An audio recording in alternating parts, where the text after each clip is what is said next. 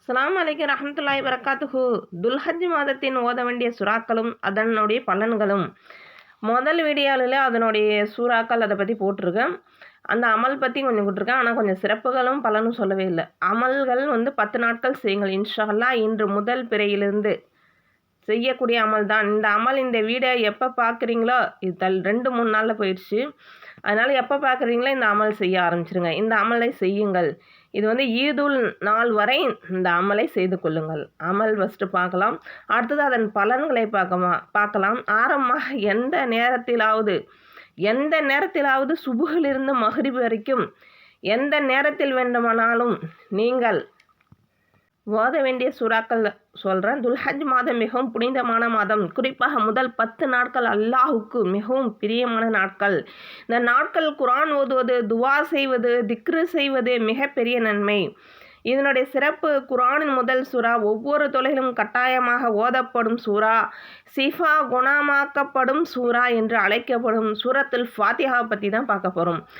இந்த சூரத்துல் ஃபாத்திஹா நீங்கள் அது ஓதக்கூடிய இது சூரத்துல் ஃபாத்திஹா ஓதிக்கொள்ளுங்கள். ஒரே அமர்வில் ஓதுவது சிறந்தது. உங்களுக்கு முடியலனா விட்டு கூட ஓதலாம். ஒரே அமர்வில் ஓதுவதும் சிறந்தது. நீங்கள் இதை 21 தடவை சூரத்துல் ஃபாத்திஹா ஓதணும். பிறகு மஹ்ரிபிலிருந்து அடுத்த நாள் ஃபஜ்ர் வரை எந்த நேரத்தில் வேண்டுமானாலும் சூரத்துல் வாக்கியாவை 3 முறை, ஜூஸ் 27, சூரத்துல் வாக்கியா சூரா 56. இந்த சூறா முடிக்க உங்களுக்கு 7 நிமிஷம் இல்லை 10 நிமிஷம் தான் ஆகும். இந்த சூறா நீங்கள் ஒரே அமரில், பெரிய நேரம்லாம் கிடையாது, ஒரே அமரில் ஓதணும். சூரத்துல் ஃபாத்திஹா நீங்கள் எப்போ வேணாலும் முடியலன்னா ஓதிக்கலாம். இல்லாட்டி ஒரே அமரில் சூரத்துல் ஃபாத்திஹாவை 21 தடவை ஓதிக்கணும். சூரத்துல் வாக்கியாவை நீங்கள் 3 தடவை ஒரே அமரில் ஓடுறது மிகவும் சிறப்பு வாய்ந்தது. ஒரு அமரில் ஓடுறது. இதே மாதிரி இந்த அமலை தொடர்ந்து ஈதுல் நாள் வரை தொடர்ந்து செய்யணும். ஈது நாள் அதிகமாக வேலை இருக்குது அப்படி கூட விட்டுறாதீங்க. எப்படிப்பட்ட சூழ்நிலை இருந்தாலும் ஓதுங்க இந்த அமலை. இந்த பாருங்க, அல்ஹம் சூரா 21 தடவை வந்திருக்கு பாருங்க. இந்த சூறாவை நீங்கள் 21 தடவை ஓதிக்கிறோம். அது எப்படி ஓதணும்னு சொல்லிட்டேன். இப்போ பலன்களை பார்க்கலாம். இந்த சூறாவுடைய பலன்களை. அந்த சூறா மன கஷ்டம் நீங்கும், வீட்டில் பரக்கத் வரும், நோய்களுக்கு அல்லாஹ்வினால் அருளால் சிஃபா கிடைக்கும், துவா ஏற்றுக்கொள்ளப்படும், வாய்ப்பு அதிகரிக்கும், இதயத்திற்கு நிம்மதி தரும். இந்த வாக்கியா சூறா 3. துல்ஹஜ் மாதத்தில் எப்படி ஓதலாம் அதை பற்றி நான் சொல்லிட்டேன். நீங்கள் ஓதிக்கிங்க. சூரத்துல் ஃபாத்திஹா 21 தடவை ஒரு அமரில் ஓதணும். சூரத்துல் வாக்கியா 3 தடவை 27 ஜூஸ் அதை ஒரே அமரில் ஓதிக்கணும்.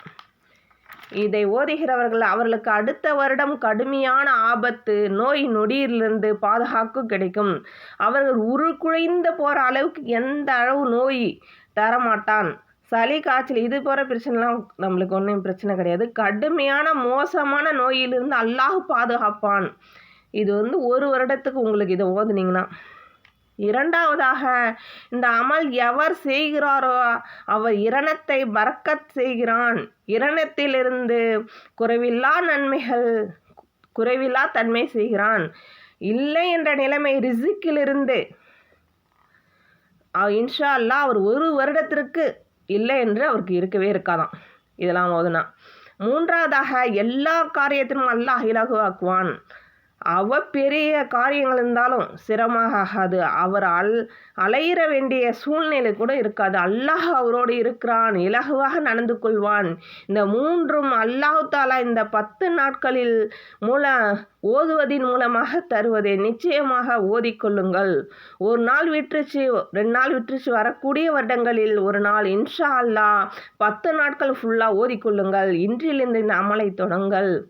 நான் சொன்ன அமல், முதல்ல நான் சொன்னது ஒரு திக்ரு சொல்லியிருக்கேன்ல, லா இலாஹ இல்லல்லாஹ், அல்ஹம்துலில்லாஹ், அல்லாஹு அக்பர், ரசூலுல்லாஹ் ஸல்லல்லாஹு அலைஹி வஸல்லம் அதிகமாக ஓதிக்கிறாங்க. இந்த நேரத்தில் உங்களுக்கு பரக்கத் கிடைக்கும். இந்த திக்ருலாம் ஓதுனீங்கன்னா உங்களுக்கு பரக்கத்து கிடைக்கும். ஒரு சின்ன அமல்களும் இருக்குது. இந்த மாதத்தில் செய்ய வேண்டிய சின்ன அமல். அதிக தக்பீர் சொல்லுது. அல்லாஹு அக்பர், அல்லாஹு அக்பர், லா இலாஹா இல்லல்லாஹ், அல்லாஹு அக்பர். நோன்பு, குறிப்பாக அரஃபா நாளில் நோன்பு நோட்டுருக்குங்க. சலவாத் அதிகமாக ஓதிக்கிங்க. பெற்றோர்களுக்கு நன்மை அதிகமாக செஞ்சுக்கிங்க. ஏழைகளுக்கு ஏழைகளுக்கு நிறைய உதவி செய்யுங்க.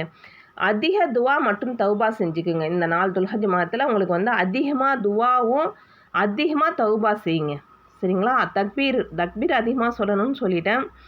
அரஃபா நாளில் லா இலாஹ இல்லல்லாஹ் வஹ்தஹு லா ஷரீக்க லஹு லஹுல் முல்கு வஹுவ அலா குல்லி ஷைஇன் கதீர். இது வந்து அரஃபா நாள் சிறந்த துவா. இந்த துவாவை நீங்கள் அதிகமாக ஒதுக்கிங்க. சிறிய துவா, யா அல்லாஹ் இந்த துல்ஹஜ் நாட்கள் பரக்கத்தால் எங்கள் வீட்டு கஷ்டங்களை நீக்குவாயாக, கடன் பிரச்சனைகளை இலகுவாக்குவாயாக, நோய்களுக்கு சிஃபா தருவாயாக, எங்கள் பெற்றோர்களை மன்னிப்பாயாக, எங்கள் இறுதியை ஈமானோடு முடிக்க அருள் புரிவாயாக. எங்களுக்காக துவா செய்யுங்க. நானும் உங்களுக்காக துவா செய்கிறேன். உங்களுக்கு என்னென்ன ஹாஜத்துகள் நியத்துகள் இருக்குதோ அதெல்லாம் ஓதி நீங்கள் துவா கேளுங்க. நான் போட்டிருக்கிற வீடியோவில் எல்லா ஹாஜத் பற்றி போட்டிருக்கேன். அந்த வீடியோவை பார்த்து சப்ஸ்கிரைப் பண்ணுங்கள், லைக் பண்ணுங்கள். எங்களுக்காக எங்கள் குடும்பத்துக்காக கொஞ்சம் துவா செய்யுங்க.